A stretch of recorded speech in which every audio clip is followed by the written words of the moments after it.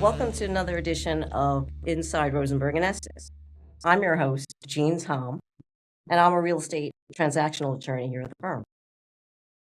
Today, we have a special conversation with two entrepreneurs and restaurateurs who developed an exciting concept that's already gone viral and is enjoying tremendous success with 10 locations across the city and New Jersey as well. It's my pleasure to welcome Mike Salzano and Ariel Strizower of Gnocchi on 9th. Welcome, guys. Thank you for having us. Good morning, guys.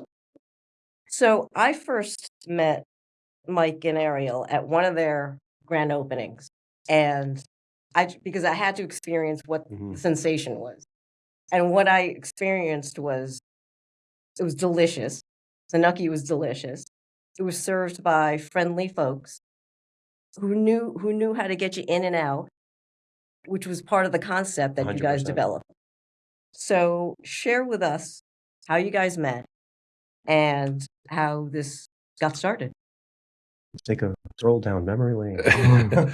Well, it's funny that you guys are a real estate transaction company. I actually was formerly in the real estate space.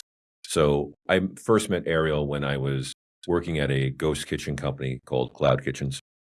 And they were giving me leads that weren't so great. So I tried to cultivate my own. I was going to various food halls in New York, going to various restaurateurs. Ariel was working at one of the urban spaces. And I met him there. I was a very diligent broker, if you want to call it that, where I kept following up. And borderline harassment. And then I realized restaurateurs do not want to be in like a sound stage like we are right now. Restaurateurs want to provide something to people. You know, they're there to provide an experience.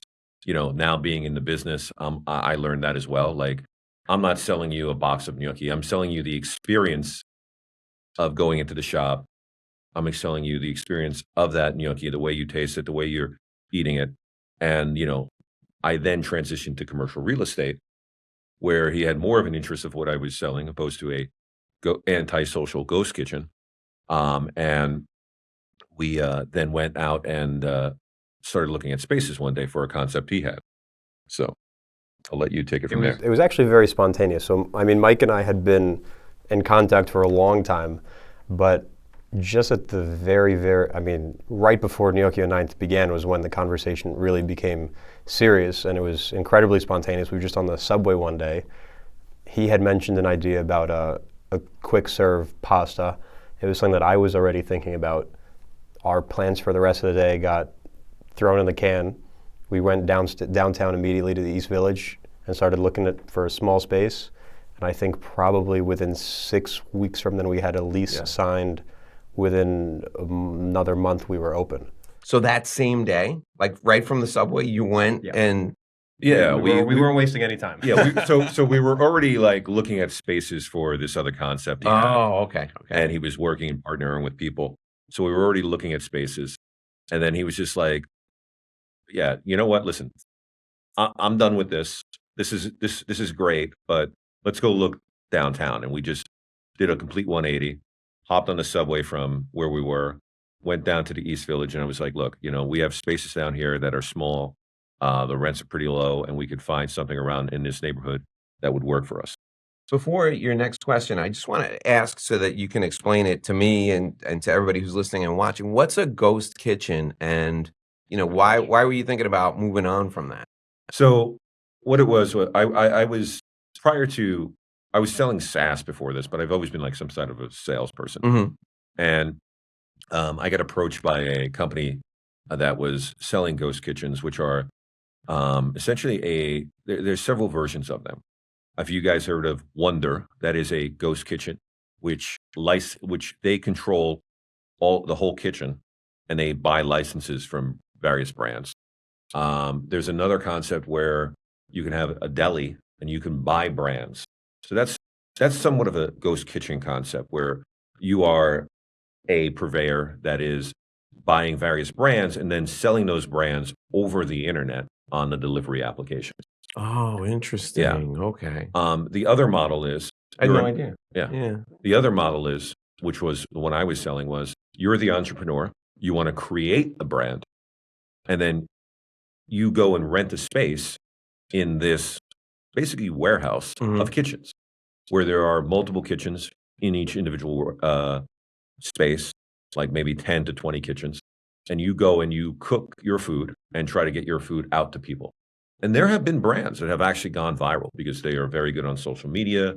They do great things with, posting videos, and people just go and they order the food. Yeah. Sometimes, you'd have people that show up. They're like, wait, where's the restaurant? And they they look at the address, they show up, and they're like, oh, it's this. So people are just like slightly confused. But yeah, Interesting. Okay. that's what a ghost kitchen is. It's like it's a concept that does not have any storefront. Mm-hmm. Yeah, it's a warehouse that houses several different concepts inside. So walking by on the street, you would have no idea what's going on inside, and as a customer, you cannot enter. So there's no physical storefront. Yeah. You order it on your phone, they make the food inside, and someone brings it out to the curb for you to pick up. So it's like an entry-level restaurant concept where you don't have to have the full brick and mortar, but you can start in a way to get your food out to people, and then Uber Eats, DoorDash can all come in. It's almost like shared manufacturing capacity in a factory. I work with a lot of clients where we share manufacturing capacity in Mexico. We take like a Friday. They use the factory Monday through Thursday. They don't use it on a Friday. The factory's set up for what we're trying to do. Boom, we drop in, we use the factory on Friday, and then we're gone. And so that it's kind of similar, except for the fact that you have that distribution too. You have the ability to distribute from there. Yeah. Awesome. So tell us, why Gnocchi? Why not? I mean, things have been different. If it was spaghetti or We wouldn't be here. rigatoni. Wouldn't be here. I think gnocchi is something that a lot of people have heard of, a lot of people haven't heard of. It's a little more niche. It's an unexplored pasta shape. It's an unexplored market. You can go anywhere, everybody knows penne, vodka, rigatoni, fettuccine, linguine, everyone knows that. But gnocchi is something delicious, comforting, but there was also the potential to teach so many people about something that they weren't familiar with.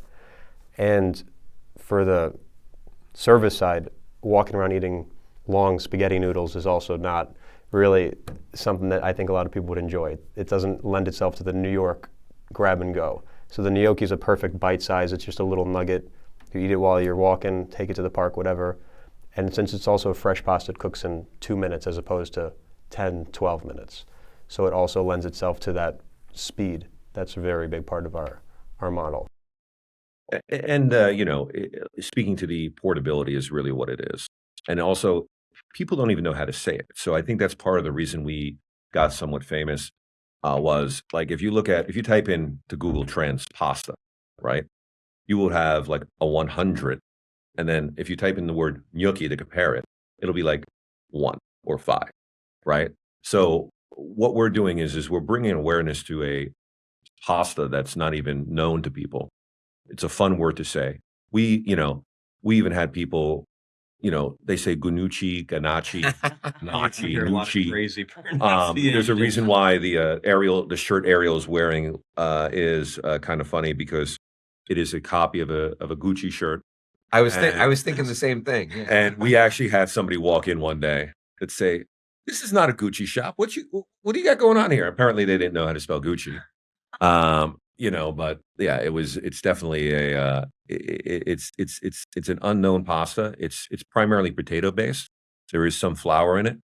And we have, played around with the flour to potato ratio, and we found that we've got the perfect recipe now, where it's approximately 70% potato, 30% flour, Give away all the secrets. and it's it's a more durable gnocchi because when you have the higher potato concentrate, it just becomes mashed potatoes at the end of the day. Yeah, that was an issue we had. Was at one point we were going with a ratio or recipe that was better suited for a sit-down restaurant where you would eat the food right away, where the gnocchi's spread out on a plate. But when we're doing it in a way where it's a lot more delivery, where it sits longer, where it's stacked vertically, that soft pasta just kind of turned to mush.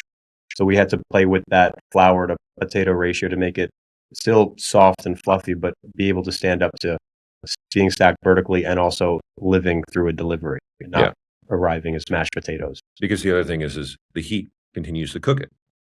So so the carryover cooking in the box. Yeah, interesting. Yeah. What was the gnocchi first, or was the quick serve small contained profile first, or was it, I think it was, this will fit with that? it was simultaneous. That Yeah. was the idea. There was never any other iteration. So on the subway, it was like, we're gonna do Gnocchi this to type go. of pot gnocchi, and we're gonna do it with this profile. Well, he had the idea to do it in the holiday market, which is why we're in the Bryant Park and Union Square markets. And I said to him, I said, you know, I know that that's a great idea, but I think this is going to work in a brick and mortar. Yep. And when you look at New York, the other reason we've had such early success is New York is full of bagels, pizza, and High more carb. bagels. Yeah. And then what's the other thing New York is really pizza, right? So, you know, like, and that's what everybody does, right? And because we were Italian, which, you know, you have pizza being Italian, which is very familiar to New Yorkers. And it was a carb, which is most of New Yorkers' diets. You know, that's probably why it ended up taking off, because it also is the portability, right? Yeah. You can walk and eat a bagel, you can walk and eat a pizza, and walk and eat a burger. And, you know, when you look at some of other concepts like a 7th Street burger or like an Apollo Bagels, they don't have any seating, you know, and I mean, they started to build bigger locations with some seating, but, you know, it was just always based on small footprint, get in, get your gnocchi, get out. You know, it's kind of funny. We do get phone calls. Hi, I'd like to make a reservation for 8 p.m. I go, yeah, sure. You can come in anytime. We're not really booked at that shit. It's just like, we even get like email inquiries. And there is a guy in the East Village. He owns this place called Gnoccheria. And occasionally people will call us thinking we're him. And I guess he might be vice versa. So, and that's just something that's kind of funny as well. So the gnocchi is served in a Chinese takeout box. Correct. Yeah. So how did that come about? Was that a branding decision? Was it a good operations decision? Or did it just come about as a happy accident with, okay, let's just serve it in an iconic type container? Well, we're not the first. And we've seen it, like there was another place called Pasta by Hudson who was actually doing it. And a couple of other places do serve, a lot more places now do serve in the Chinese takeout box. But it really came down to cost of packaging, right? You know, like if we were going to do anything else, the package would have cost us, we were, looking at being the most cost conscious, and like the packaging would cost us more than $1, like, or closer to $1 than what we're currently paying for the takeout containers. Logistically, is it a good idea? Occasionally we have some very, what would you like to call those delivery drivers that are not great? We can have some clumsy delivery drivers. There we go, clumsy delivery If you don't drivers. take the utmost care with the container, it can Yeah. leak a little bit, but it's Yeah. something that we're working to correct. So like we have customers that occasionally send us feedback where it's like a bag where driver, I was like, how does that happen? Like it's, you see a picture of the bag and it's like the driver must have like threw it over his head and like across the room or something, and like the food just is, the customer's not happy because like now they just spent money and it's inedible because it got wrecked by the driver. What percentage is like delivered to people's door? What percentage is takeout? It's all takeout, but what percentage is delivered versus right now we're people about who walk in? 30% through deliveries. So 70% people just walk into the stores, 30% delivery. And is that good for you? Are you happy with that? Or do you want to, what do you want it to be? I mean, we'd love to have everybody come through the door because Uber Eats, DoorDash love to take a huge chunk of our sales. Yeah. So, I mean, we'd love to have as much sales coming from every avenue. If we could, we'd convert them all to in-store. But it's working. Well, and how does that play into real estate selection? What's your criteria when you're selecting a storefront? Well, what we do want things with higher foot traffic, right? Our original storefront was chosen not out of necessity, but out of, it was we like were dealing an with experiment. constraints. We didn't, Right. it was new for us. Yeah, and we were like, oh, So we found a storefront where we had a short-term lease, right? That was number one, because it was like, oh, look, it's only a 1-year lease. So if this fails, Yeah, we're not, as an entrepreneur, that's Yeah. not a bad thing, right? yeah. And if this fails, we can exit in 12 months. Right. Number two, it was on a block that I know personally, just because I went to college in the city and stuff like that. And I used to work in the East Village during college. It was on a block that is heavily foot traffic, or not an avenue foot traffic, but it is a side street that is very foot traffic. And it would be like, I was like, this will work on this street. And we were actually looking at something closer to the avenue, but it was like a mid-block spot that, somebody came in who happened to be a regular after 3 days, and was like, hey, can I make a TikTok for you? I'm like, what do you need me to do? She goes, smile and hand me the food. And, the next day, that's when life changed. And, so we started being more selective as time had gone on, right? Our locations that are on avenues tend to do better than locations on side streets. Yeah. So what happened the day after that TikTok video went viral? Mike was at the store. Yeah, he was still working. I was still working job. my other job. I was checking the sales. Why are we making? What's going on? Why do we have so many people coming in today? And I called Mike, and they were just going crazy. I didn't even know, and I go, how'd you find out about this? And it was like 6:00 in the evening. After I'm like, I don't even know what's going on. I'm the only person. I'm making everything, right? And he goes, oh, you don't know? I go, no. I between yesterday and today, I showed up to the shop and there was a line in the morning, and what it was she posted the video, and overnight it got like 500,000 views, and then that ended up bringing more influencers as time had gone on, and we had just, because we were the cool new thing that nobody was doing. More and more people kept following us and coming to us and creating content with us. So that did change everything. We even disrupted the gnocchi supply chain in the Northeast, if not North America. We consumed. That's amazing. I say it would just plain. Through a kick and the whole gnocchi works. Yeah. We're easily serving the most gnocchi out of anybody in the entire world.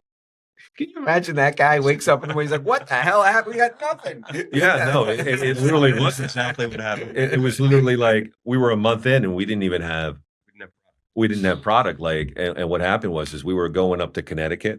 He ended up in He did a 7-hour tour. Yeah, he ended up in Connecticut and Rooster, New York, and we had to just buy all the gnocchi. We literally bought all of the gnocchi. We went as far as Philadelphia. At the time, we were using an Italian purveyor or an Italian pasta company for the gnocchi. So they were pretty much running them dry everywhere in the 7-hour vicinity of New York. Yeah. Because we bought all of the supply that the purveyors had, and then we had to go to all the local markets and just take everything off of all the shelves. We were even at one point buying it from supermarkets. Yeah. Wow. So I want to go back to the TikTok. This is the entrepreneurial story here fascinates me because so many people are courting influencers, and you have an influencer just stumble on you. Yeah, and was she an influencer? No. So tell me who. You don't have to reveal who she was if she doesn't want you to. But how did she? It was lucky. How did it explode like that? So she was a student at NYU. Okay. She has since graduated. I think she was a senior at the time, and she was in. I think her career, her major was marketing, and what she did was she might have just did this video as a class project or something. So great, right? To create to create a commercial for someplace, right? Yeah. So she created it, and it was pretty well done. She made the video for maybe 3 to 5 minutes or whatever. And she was just a normal person. And we were not in the algorithm at all, right? Like I was saying earlier, if you look in Google Analytics, you type in the word pasta, right? It's 100. And when you type in the word gnocchi to compare it, it's 1 or 5. So the algorithm was like, what is this? And the algorithm just ran with it and fed it to 500,000 to 2 million people, right? And because of that, it just went off. And she wasn't like a person with 1 million followers either. You know, it's like you could get lucky and just post something that the algorithm just decides to run with, and that's essentially what happened. She was posting content. She was active on her page, but she was by no means an influencer. She was just a regular person enjoying her page and her content. She might have had 20,000 followers.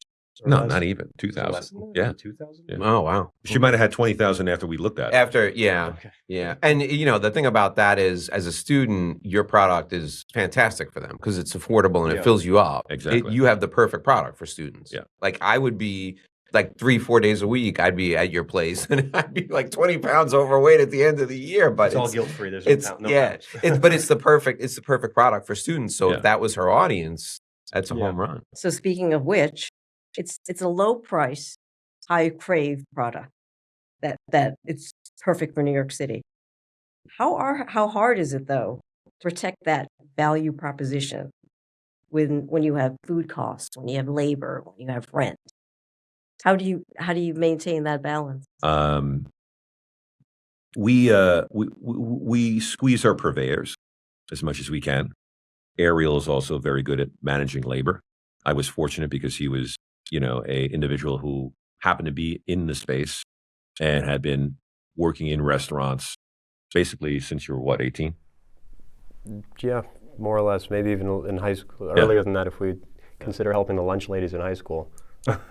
So yeah, his knowledge, and I mean, you could speak to it more, and it's also, you know, working at figuring out how to work it and work with the purveyor. So yeah, It's not easy though. I mean, we do the best that we can, but it's a constant struggle.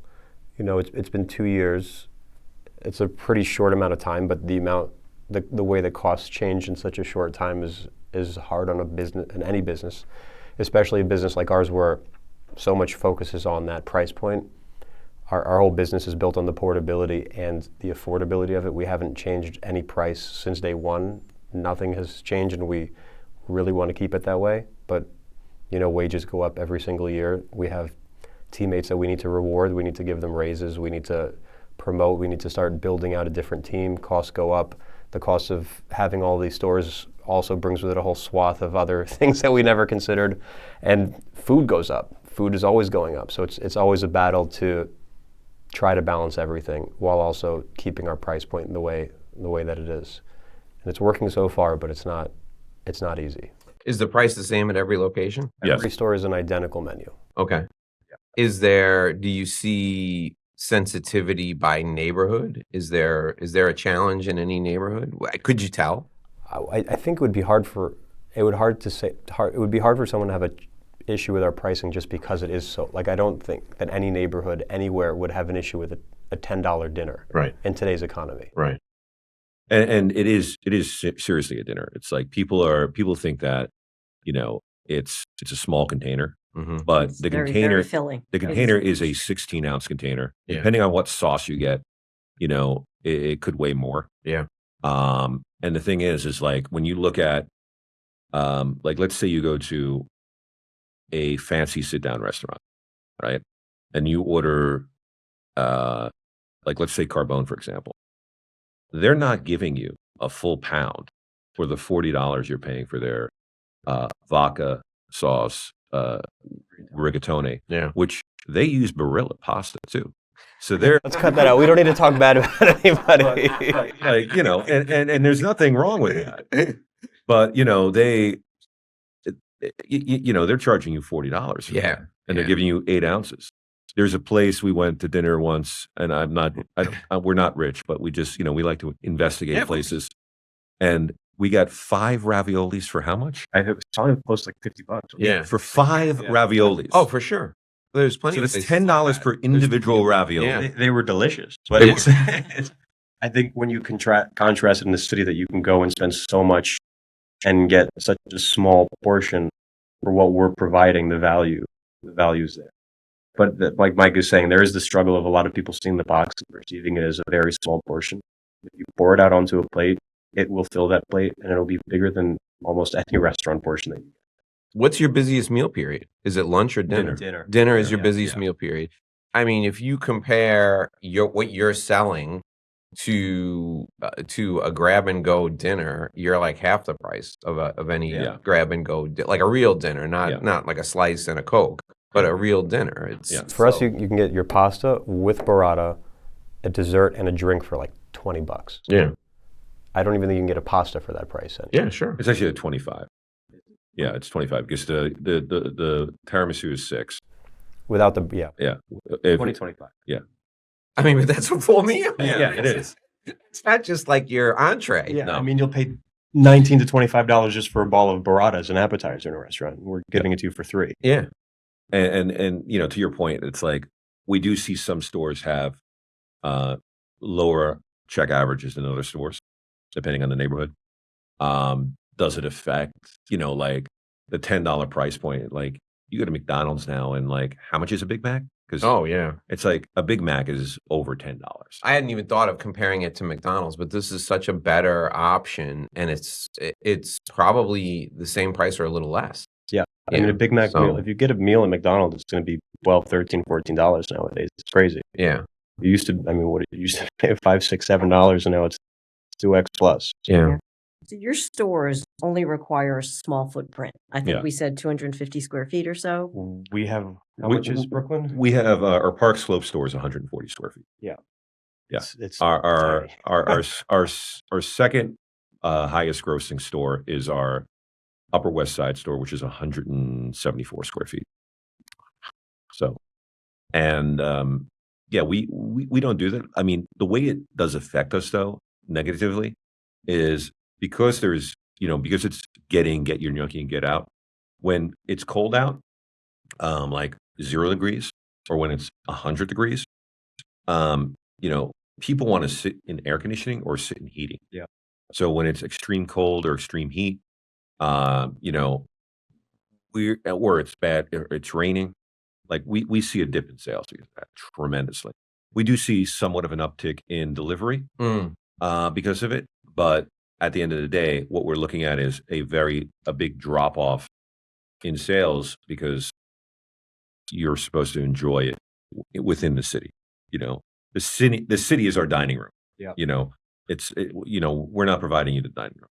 We're very weather driven. It's annoying. It has a huge impact on our day to day. Understandably so. If it's 100 degrees outside, like Mike said, do you want to go get a hot thing of pasta and then bring it back out into the streets, eat it? Probably prefer to enjoy it in the air conditioning. But our stores are so small, we don't really have that option of shelter. Get in and get out. How do you get the word out then about delivery to kind of smooth out those peaks and valleys so you're not weather dependent? I mean, I would imagine one experience probably leads to 20 for you, right? You don't have somebody who just comes one time, you know, has a dining experience, tastes your product, and then goes away. It's probably they come and they're like, all right, this is going to be my regular twice a month, once a week place. But if it's raining, I want it delivered instead of me going down there. And the thing for me always in the city is going to the places faster. It's not about, you know, save $5 or $10 on delivery. It's about if I go there, I can eat now versus waiting 45 minutes for the guy to come, right? So what's the plan for once they have that in-store experience, letting them know that they can have it delivered to them? Because that would smooth out your peaks and valleys. I mean, it's tough. I don't know if there's really an active, you know, thing that we're trying to do to get people to do delivery. I think we'd really like to maintain them as ordering through our store. In-store experience, yeah. Because if we motivate them to order through apps, they might just become more accustomed to doing that regardless of the weather, and then that immediately deletes 30% of the ticket from us. Oh, geez. Those platforms charge. Yeah. So we're grateful for those platforms because they are able to fill a lot of gaps for us. So we wouldn't want to necessarily make an active push to offer it as a supplement to just coming in and enjoying it in our store or ordering directly from our website. Yeah. Okay. Yeah. So what we are doing is we are, you know, if you come in, what we started to do, and I am forcing this, it's one of our initiatives for this quarter is to increase loyalty engagement and increase loyalty signups. So we are going to, and this is recorded, this will be live. We are going to figure out how to create a program for our employees who are going to promote loyalty more, and we're going to have a contest. I said it, and it's recorded. Yep. So that's in the works. But what we're doing initially is speaking to our employees who are the low performers for signups, and we're trying to get people to sign up for our loyalty program. Okay. You want to explain what loyalty means? Yeah, Anybody tell that us. may not know? Tell me about that. That sounds cool. And what we do is, and you may not know this, but like we have Square. Square provides, I hope they give us a little bit of a bonus here, but it's a great POS, and it has a pretty robust back end that we use for various things. Creating the loyalty program within Square, which they provide you, and let's say you go to your coffee shop, right? Mm-hmm. And your coffee shop, you're there once a day, and they have a program set up where it's like you spend X number of dollars, you get X number of points, and as you accumulate those points at your coffee shop, they'll give you free coffee and things like that. Mm-hmm. Now the benefit is your coffee shop has Square, right? And I have Square. So the funny thing is I don't have your email, but because you just rang up with your credit card that you use at that coffee shop, Square, when you sign up, they share information between vendors. They can Now, append the email on there. Yeah. Yeah. So I don't see your email, but Square, I have it set up where you automatically get emailed from what's called an instant profile. So we're doing email marketing through instant profiles. Great. We're also having each employee be like, hey, after this prompt, if you plug in your phone number, you can get free burrata, free gnocchi, and even save up for a t-shirt. And people get motivated by that. Yeah. And by signing up for the loyalty, they sign up for email marketing. And that turns a customer that comes in once to a customer that comes in twice a week Mm-hmm. or once a week, right?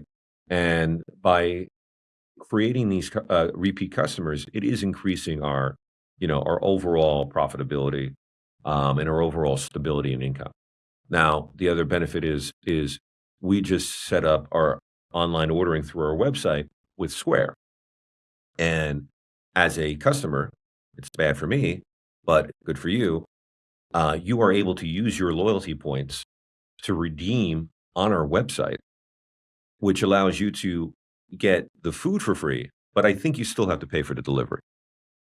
And there might be some surcharges on it. I love that. I love the idea of a loyalty program. Yeah, it's just a way to incentivize customers to be more involved in our network because, well, the bigger the network, the better. And the data shows that once someone does sign up with the incentive points and getting that marketing, they come more often and they spend a bit more because they're getting something in return for the money they're putting down. Yeah. So that's the big effort right now on our end is expanding the. You mentioned the 100 and some odd square feet and the profile of the restaurant. Talk about how much of that is front end, how much of that is back end. Is there a back of the house? Like, what do you need to get this stuff ready? The whole store is just a front of house. So if you come into any of our stores, everything is prepped directly in front of the customer. All of the stovetops are as soon as you walk in. So all of the sauces, all of the prep, everything is done in the front of the store. The back of the store, if we can even call it a back, is really just for the dishwashing sink and whatever shelves we need to store food product on. But there's no divider, there's no wall, there's just a room, dishwashing in the back, all the food prep in front. Every store is 90% the exact same setup and layout. Maybe they're flipped depending on where the door is. So there's no need for a cooking vent. No. So in that sense, for most landlords, that's a plus for them because It's a plus for us. And it reduces the need for a build out because you don't need to build out Yeah. space. No. Mm-hmm. So was it easier for you to seek space in the neighborhoods that you were considering because you don't need a vent? It opens up a lot more options, right? So when you look at a vented space, you're lucky if you find anything below $10,000, a month. And we also are able to operate in such a small space that, we can, you know, just do anything anywhere. And I mean, our build out is basically not, we're not even going to call it a counter, but we put it in a partition. Some locations, like we inherited an ice cream shop, so it already had like a 3-bin wash sink in it. So, and we inherited like an omelet shop, so that already had like the sinks in it. So like the only thing different we're doing is maybe putting in a couple of sinks and putting in some electrical outlets, right? And our equipment cost is quite low as well, which is why, it went from just being Gnocchi on 9th to now having how much competition? Do we even know now? There's a few places tried to jump on the bandwagon, but I guess that's how it goes. So imitation's the greatest form of flattery, as they say. So like other gnocchi places or other like storefront quick serve products? Quick serve pasta. Quick serve pasta. So like Ray's Rigatoni opened up like down the street from you or something. There might be a guy named Ray's Rigatoni. Ray's Rigatoni. Yeah. You might start seeing the slice shops slinging pasta. There was 2 or 3 places that opened within like a block or 2 of our first location. Yeah. Place that opened a block away from our second location. Most of them aren't doing gnocchi. They adopted the same price point to go model pasta. There is one place very close to our first location that is also doing the gnocchi. It's a big city and there's a lot of hungry people. Yeah, just provide a better experience. That's pizza all. Place in every single corner. So yeah, you guys are the original. You provide a better experience. So at first, there was no plans for a second location, right?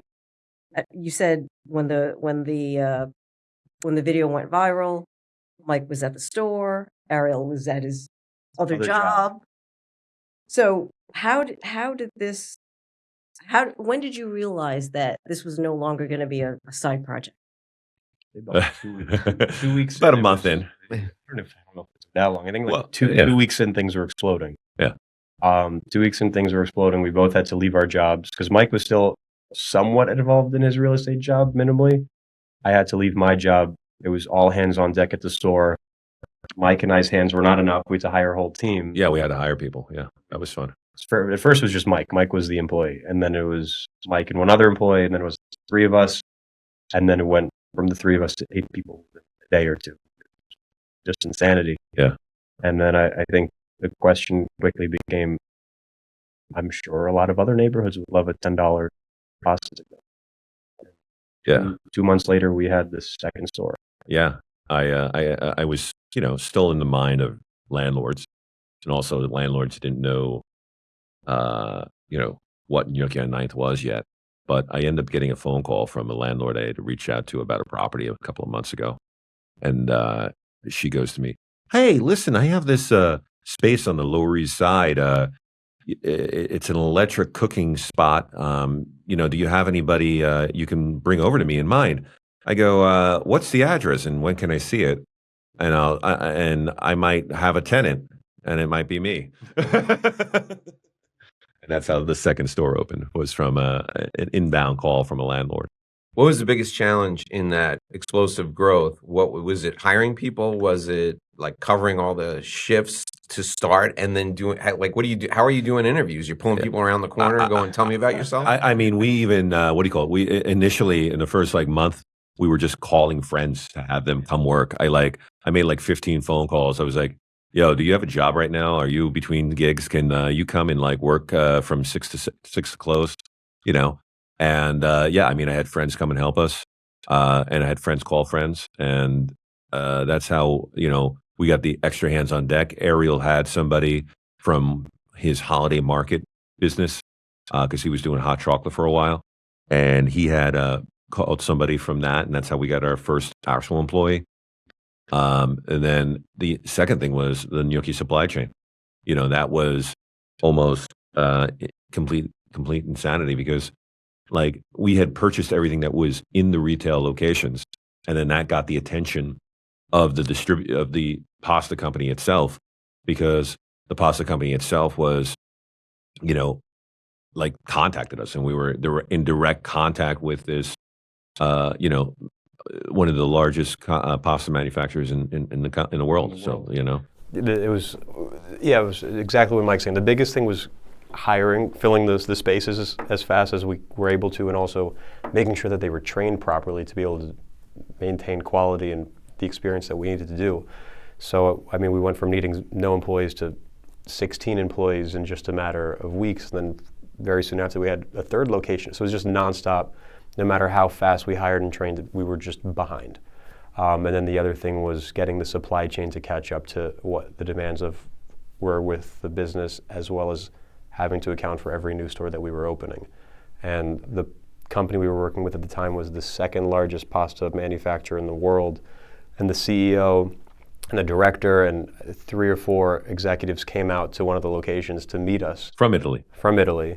And we had to make an agreement with them, and they were producing this massive amount of gnocchi exclusively for us because it's not really utilized that much across the world. It's a very small portion of the pasta that's sold. So they had to just completely upend their plans, and we had to get into a huge agreement with them that this is how much we need. We promise you we're going to buy it, but we need you to make it because tomorrow I'm not going to have any more gnocchi. You need to brand that gnocchi as your brand, because if you're moving more than anybody else, there's an opportunity there for you. Yeah. That's on the game plan. I mean, Yeah, for sure. But like, it's for sure. Yeah. That's a huge opportunity. So, restaurants, there's three huge challenges, right? Real estate costs, labor costs, food costs. Mm-hmm. What's your biggest concern? What's our biggest concern? I think real estate is not our biggest, is that we've been very fortunate with Mike's experience and just the nature of our business to be able to find, as far as New York City goes, affordable spaces. So the rent is definitely a manageable aspect of the business for us. I think labor's a hard part because it's a cost that's always going to go up, and we want to make sure that our team feels taken care of. We don't want to be giving out the bare minimum. We want people to be happy coming to work. So the struggle is tying back into the food or the cost for the customers we mentioned before is how, at what point, if ever, does that affect the cost of the menu? If the rates that we pay go up another 20%, is the cost of the menu able to stay the same as it is now? And that's scary for us because we really do not want to change the food costs for the customers. Yeah. So I think labor is the hardest thing. We have a pretty good handle on the food costs from our purveyors. Our real estate is a pretty approachable number for us. It's just making sure our team is happy and well compensated for the work that they do, especially with rising costs of living, but then also maintaining the price point for our customers. So your business grew without taking on debt. Correct. So what used the success of your existing stores and you built on that. Mhm. I mean, it takes a lot of discipline. So congrats to you guys. Thank for you. that. Why choose that path? Why choose not to take on financing? And So if we took the profits, right, we would have to give some of that profit to the government. So we reinvested the profits so that we grew the business. That was, just from a tax advantage standpoint. I mean, it's not as great as an advantage. You're still paying some large number to the government, but it was, look, I could increase my overall revenue, right, to grow the business, or I could, take profit and not grow the business, right? So by growing the business, we also are growing the brand awareness and the footprint at the same time, right? So there's a lot of people that go viral, right? And they live in that moment, and then that moment goes away. So like, we went viral very quickly, and we could have been the flash in the pan and not even having this conversation with you if we had just taken all the money out of the business instead of reinvesting it. By reinvesting the money into the business, we are working on building a brand. It is still a very young brand, only being, 28 months old, 29 months old now. And by building that and growing that and building that awareness and also being, in a niche space, it's just something that allowed us to grow it and build it so that, we don't have to go find a job. You know what I mean? So That's like what the ultimate goal was. And more so, I mean, to get into your question about why not utilize funding or other options instead of the profit. I mean, why did we get into this business? A big part of it is freedom. Why trade that away to now be indebted to whoever we took money from? Why give away a percentage of the company and now have to answer to somebody else when Mike and I built it? Why have to pay interest on a loan that we took so that we could have put money in our pocket on day one? I'd rather we live comfortably or what we need, put the rest of the money in the business, and know that we don't owe anybody anything at the end of the day. No one's on our backs. What the money we make is ours to do as we choose to put in the business, and we don't have to answer to anybody who now has equity in the company because we wanted to line our pockets. So I think it was about the freedom. That's why we got into business in the first place. So why give it away? No, I think that's a great. Your story is a great bootstrap entrepreneurial story. Do you see yourselves as one of the quintessential New York brands and a New York experience, or do you have the view that this could have universal appeal? It could play outside of the city. So it is our goal to grow in the immediate tri-state area and probably bring this to Philadelphia and Boston.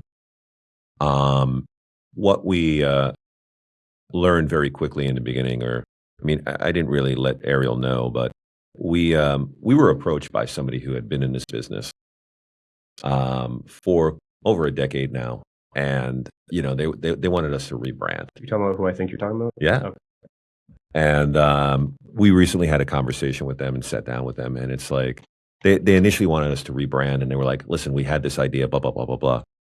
And it's kind of funny. Yeah, everybody has the idea when it's a success, right? There's no disaster where somebody goes, "Yeah, I had that idea." The thing is they are a producer of gnocchi, and they've been in the business as a CPG product, meaning a consumer packaged good product, on supermarket shelves, and as a wholesaler to restaurants since 2016. Sure.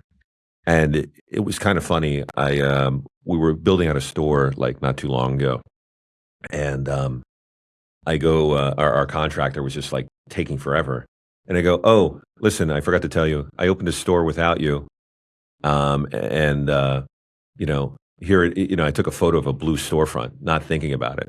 Then I walked by that blue storefront like a month later, and it was the guys that wanted us to rebrand to their brand using a very similar blue because it's the blue that's on their packaging, and Some very similar logo. and a very similar logo. But they've been in business for over 10 years, and they're very nice gentlemen.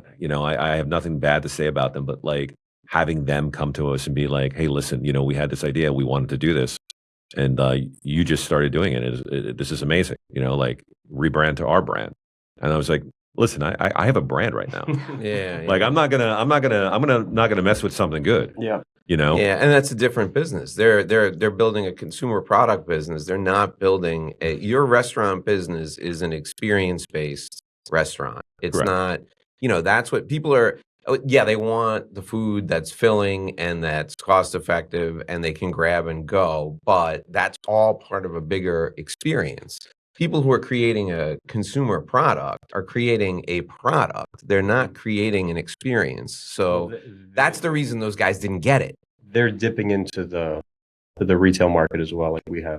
Yeah. So they did open the storefront. They opened. Yeah, that's what I'm saying though. They're the trial and the curve for them is going to be, in my opinion, steep because you started out creating an experience from the beginning.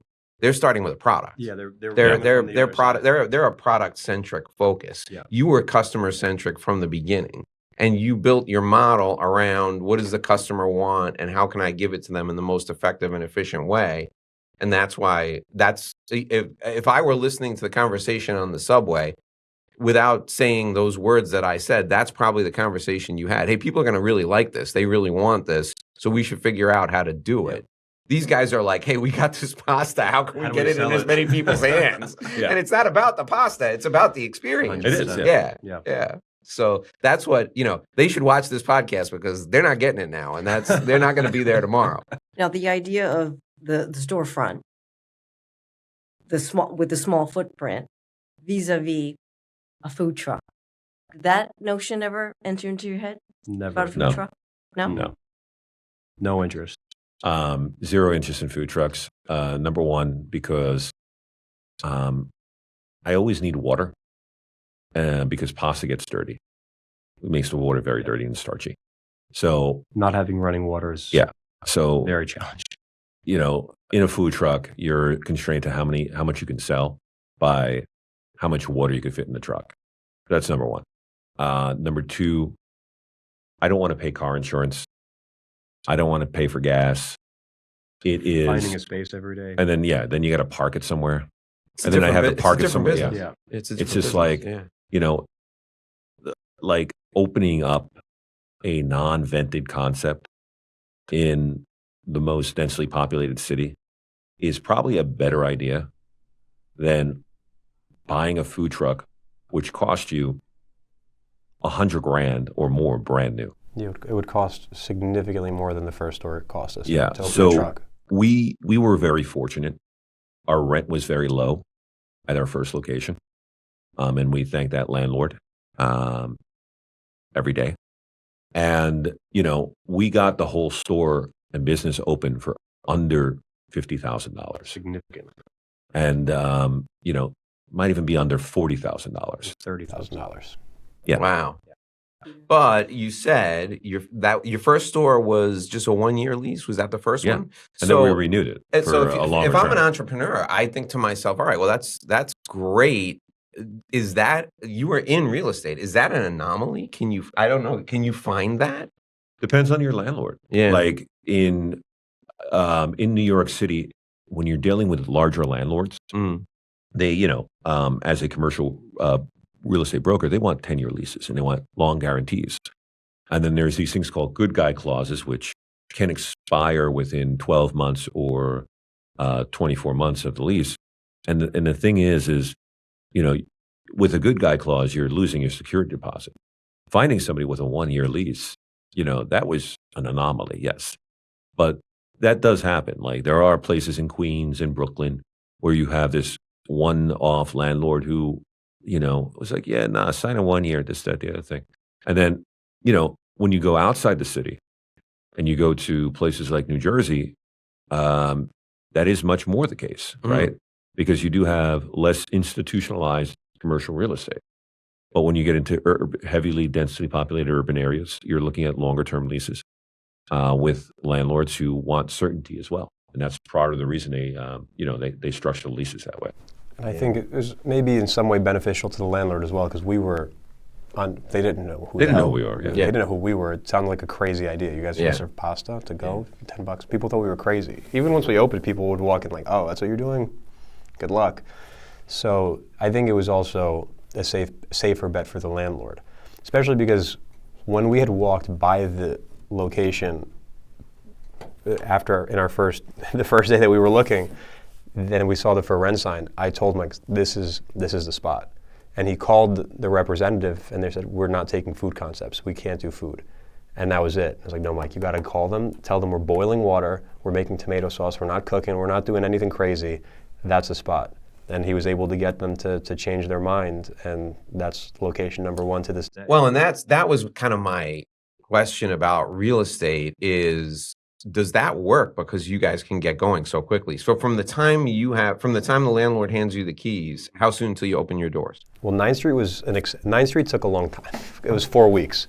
Was that your first one? That was the first Well, that's because you didn't know what you're doing, right? yeah. 4 weeks because we didn't know what we were doing Yeah. and we didn't have money to pay anybody. So Mike did 80% of the construction in the whole space. Oh my gosh. It's like the true bootstrap Yeah. No, yeah. entrepreneurs. I mean, my He gets the keys and walks in with a tool belt. Mike and I and my brother, who was like 20 years old at the time, pulling out the floorboards, putting in new floors. He was teaching me how to Mr. Miyagi paint the ceiling, like everything Yeah. in that store. 10% my help, my little brother, and Mike was just there all day, every day, doing everything. Yeah. I have a college degree from Baruch College, and I'm tiling the wall. I'm like, what am I doing with myself? I went to college. I'm doing construction right now, and to all the college students out there, sometimes you go through college, you do all these things to try to make a career in some kind of thing, and then you just feel like you realize that working for yourself is much more rewarding, and doing something for yourself is much actually more rewarded in society. Like working for a firm is great, but that firm will always own you. Right. So when you're creating your own destiny, it's kind of crazy. And, it definitely was, it's not for everybody. People do like certainty and things like that. And like, tomorrow we could lose our entire company. People could stop But coming in. thousands of people have to not like gnocchi in order for you guys to have a bad day, right? Yeah. If you're at a job, one person wakes up in a bad mood and it's over. Yeah. Right. Yeah. So I would take what you've got. I would thinking about it that way. I would take what you got because you're never going to have a day where thousands of people wake up not liking gnocchi. So In terms of opening stores, what would you say is once we? what's the time frame? The second store we opened in 7 days because all we had to do was paint the walls and put the counter in. Yeah. Because the second store already had all the sinks. It had the sinks and there was something in there that So it had the sinks. So all we had to do was pull the old guy's stuff down, move the equipment in. We got the keys on a Friday and opened the following Friday. Yeah, that's true. And like we called an electrician to put in some plugs. Yeah, and that was the quickest. I think we've done 10 days. 2 weeks is a pretty once we get the keys. 2 weeks is a very comfortable time window. How many of your clients can make their real estate productive in that shorter window? That's kudos to you folks for handling that. Yeah. That's great. Now a nice surprise. Now pop quiz. Name all your locations in the order. Can you do that? Because I could do it in. He can do it. I mean, I could do it. I have a different way of doing it, but he can do it in order because he likes to when I do all the manage books. paperwork, so I know which stores I've already done. I always go in order from first to last, so I never have to second guess. So it's 9th Street, Lower East Side, Upper West Side, Greenwich Village, Upper East Side, Park Slope, Midtown, Kips Bay, Williamsburg, Jersey. All right. And what's the system for you? Do you have a daily system for you to check in and make sure like the doors are open, the lights are on, and people are buying? Yeah. It's called the security cameras. Oh, okay. All right. Great. And plus, it's we besides the security cameras, we make sure that the employees are checked in on the clock in app, which is digital. So we have that. On top of doing that, we can monitor sales remotely on our phones with the POS. So just and if something's off or something like that, like if somebody 15 minutes late, we find out. We also have 2 managers.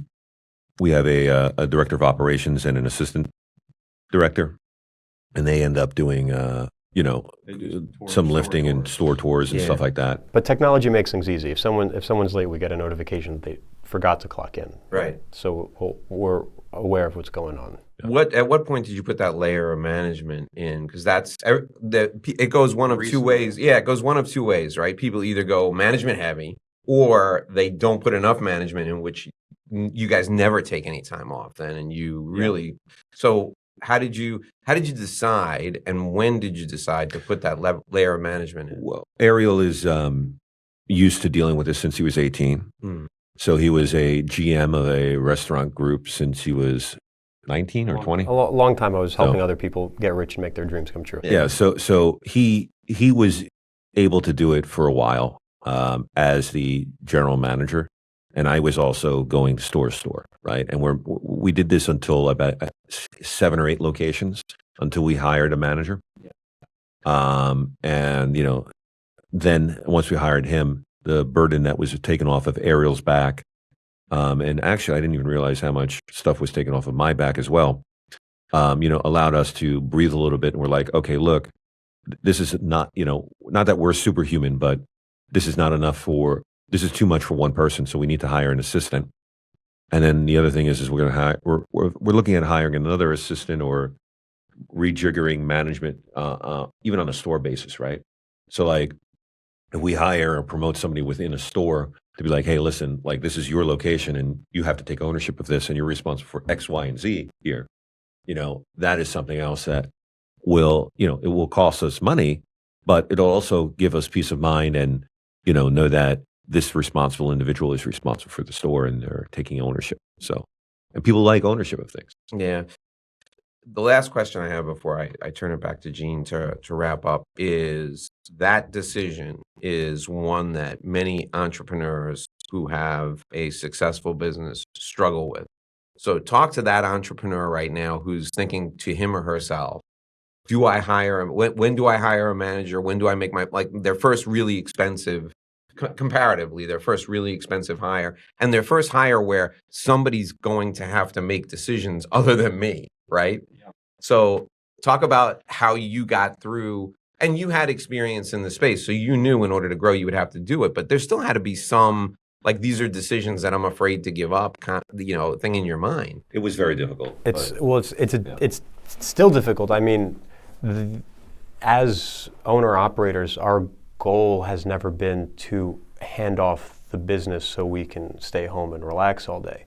So I don't think the message is that in bringing somebody in that we gave up our responsibilities.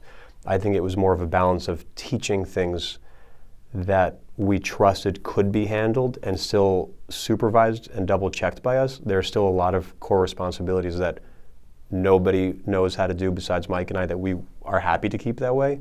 But by offloading so much on our plate that someone is able to learn, it made what we have to do a lot more manageable because it was getting to be overwhelming.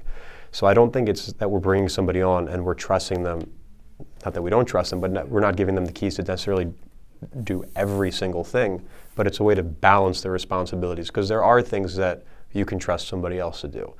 And we were fortunate to have had a lot of locations at that time. We had a lot of staff, so we were able to interact with who we had and see that there was a pool of people that we had that were interested in more than just serving gnocchi at the counter, that really brought an elevated skill set to the table, that had the drive to want to do more. We didn't just put up an ad and bring a random person to the company. We had somebody who really cared about what we were doing and really made an effort to elevate himself.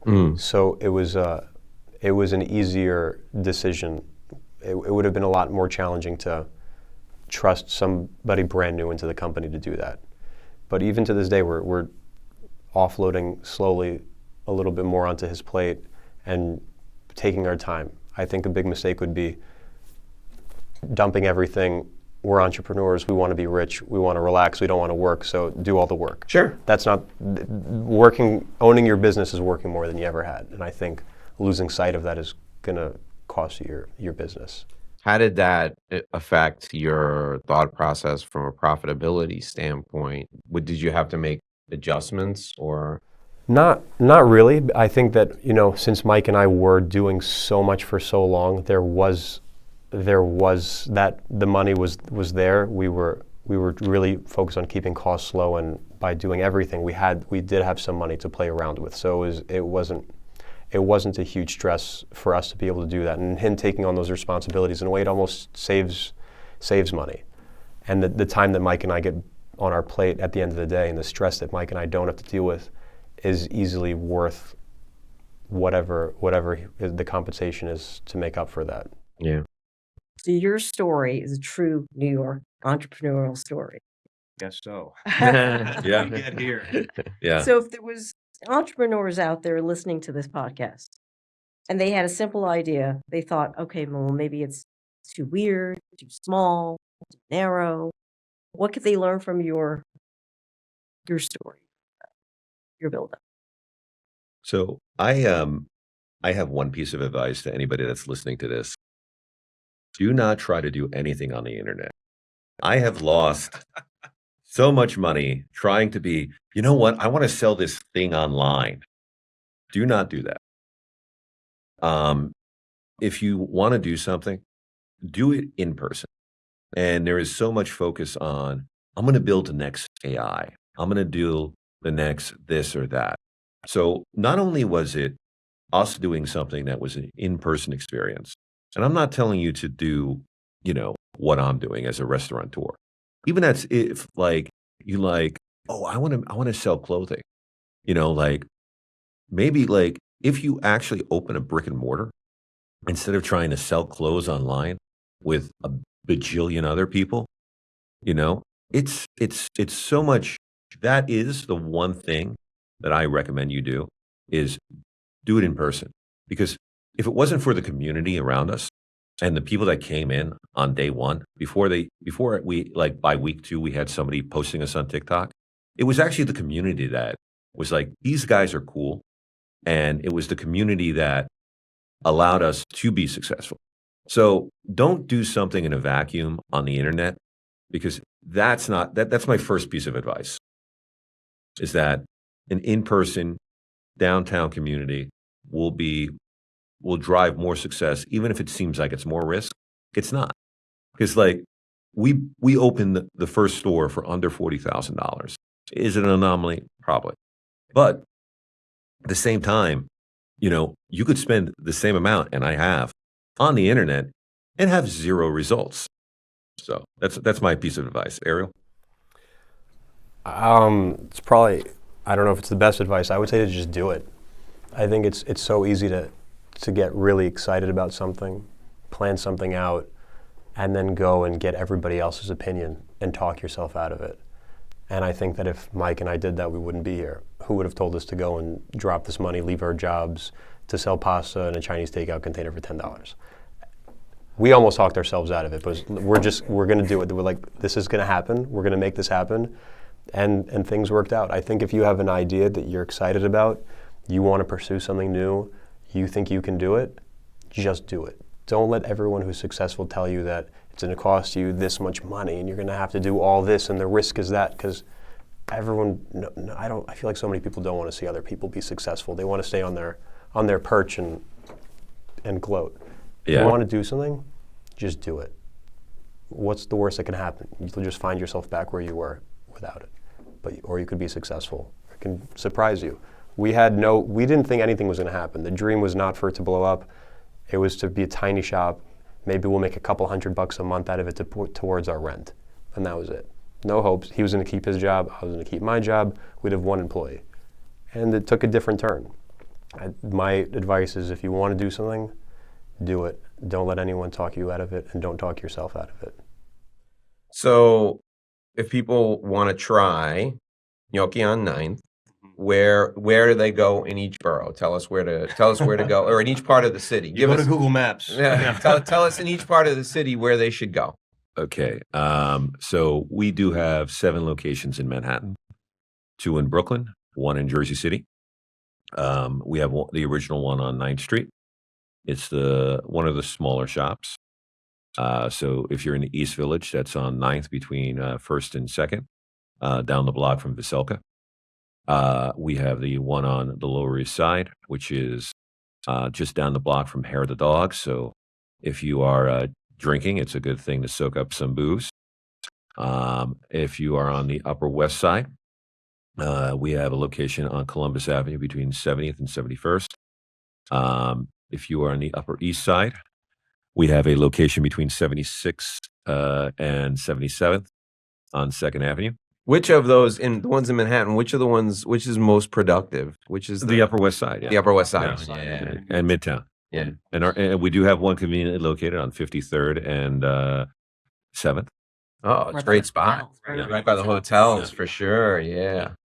And then, I could go on through all 10 locations, but If you're in Manhattan, under 59th Street or right around 59th Street and down, there's a bunch. 70th and down, you'll have options in Brooklyn, Park Slope, and Williamsburg, and then Jersey City. Do you have hours adjustments? Because you mentioned the one up the street from Hair the Dog. Have you adjusted to what time people are walking by? Yeah, so we every store opens at 11 a.m. every day. Okay. On the weekends, our stores that are located near bars are open till 2 or 3 in the morning. Yeah, that's really smart. And sales by hour go up after midnight, or In our Orchard Street store, the busiest time of the whole week is always between 1 and 3 in the morning. oh, that's amazing. That's amazing. If you look at the cameras or you walk by, the store is just swamped with people having a really good time. Yeah, that's fantastic. So there are future plans for an 11th location, or We're taking a break to regroup and focus on marketing and management for this quarter. We might probably have another location in the works for Q4.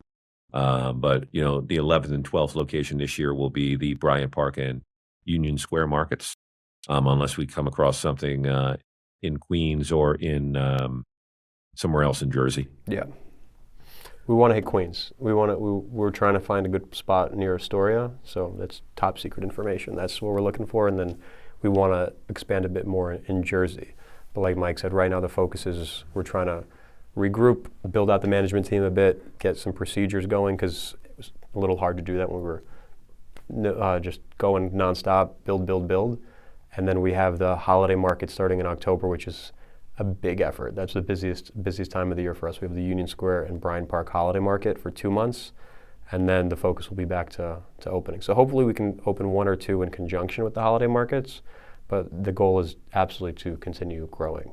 So Jean and her partners work with a lot of developers, a lot of real estate owners. What's the profile if one of these folks, and by the way, the people who are going to listen to this, most of the folks in the firm are going to listen to this. So if they have a developer what's the space look like? 500 square feet or less. If you have we do not need anything bigger than that. So if you have something that is that like you're like, oh, I can't cut this up the right way on a retail level. I'm going to have this 500 square foot of extra square footage I can't do anything with. We probably could fit in it. We need stubbing for a 3-bin wash sink and a hand wash sink, and we need a bathroom. So 500 square feet for us would be a mansion. So yeah. Yeah, it's like 5 times the size I did say or less. 250, 200 will be okay, but Yeah, I think you might be able to. You might be able to We fix certainly that. do have clients with inventories. Yeah. So Mike and Ariel, is there anything else that you want to add before we conclude today's show? We do have merch for sale on our website. So if you go to Gnocchi NYC, that's GNOCCHI NYC.com, you could purchase some of the merch that Ariel is wearing. Including the Gucci or that is an exclusive. this might be an exclusive. That might be exclusively. You can buy this in person at our Greenwich store. If you come to our Greenwich store, we have that. But on our website, we have a bunch of other shirts and hats. And come try our summer special. If we're in the business of plugging right now, come try our summer special. We're doing it till whenever the first day of fall is, September 21st. Spicy pomodoro sauce with shrimp. Really good. Oh, awesome. Fantastic. So Mike and Ariel, I want to thank you for your time, because I know managing 10 stores, it's certainly a lot. Yeah. So thank you for your time for coming in. We appreciate Thank you for having us. Thank you as well. And looking forward to the future location. And again, I'm Jean Tom, Rosenberg and Estes. If you'd like to reach me, I am at 212-551-8404 with an email address, jtom@rosenbergestes.com. Thank you everyone for joining us, and see you on the next episode.